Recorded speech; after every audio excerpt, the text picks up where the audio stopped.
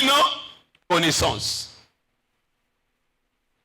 Ne vous y trompez pas, c'est que l'homme aura semé, le moissonnera. C'est qu'il y a un système que Dieu a déjà établi avec ce monde. Vous allez voir, pour ceux qui font l'informatique, ils savent.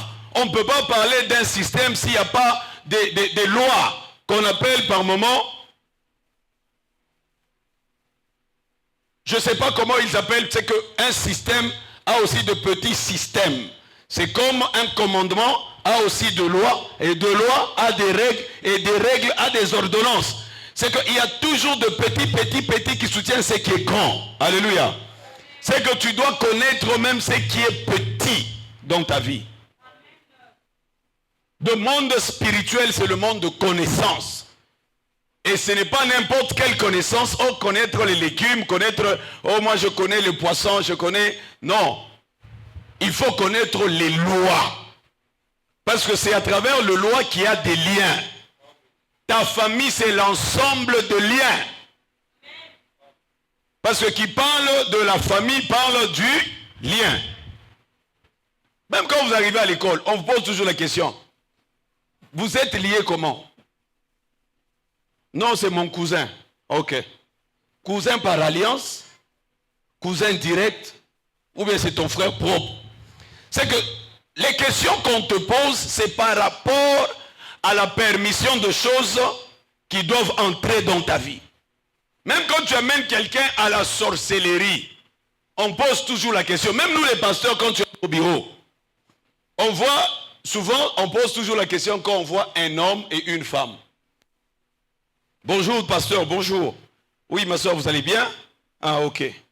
Si on commence à parler avec toi, on ne connaît pas celui qui est là. On commence à poser la question.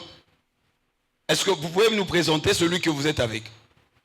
Parce que même dans notre manière de parler avec toi, en tant que moi je suis pasteur, toi tu es une de mes filles, quand tu entres dans le bureau, la manière de parler avec toi, ça sera différent de parler avec un étranger qui est là. Oh, quelqu'un comprend ce que je suis en train de dire?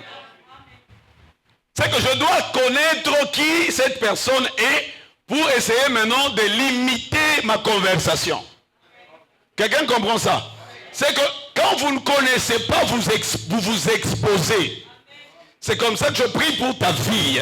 Que tu commences à comprendre, à connaître et à te limiter là où ta loi te limite. On n'a pas le pouvoir partout. On n'a pas le pouvoir sur tous les enfants. Tu peux avoir même les amis de tes enfants. Et toi, tu commences à le traiter mal. Ça pourra t'apporter malheur parce que tu n'as pas l'autorité sur eux directement. Quelqu'un comprend ça? Quelqu'un comprend ça? C'est que nous sommes beaucoup liés à cause des démons de malédiction. Les démons de malédiction, ce sont des démons qui travaillent avec les esprits familiaux. Un esprit familial, c'est un esprit, c'est un humain qui a commencé avec l'histoire de votre famille. Et c'est comme ça que celui qui a commencé avec l'histoire de votre famille, il a le pouvoir de déclarer sur ce qui arrivera.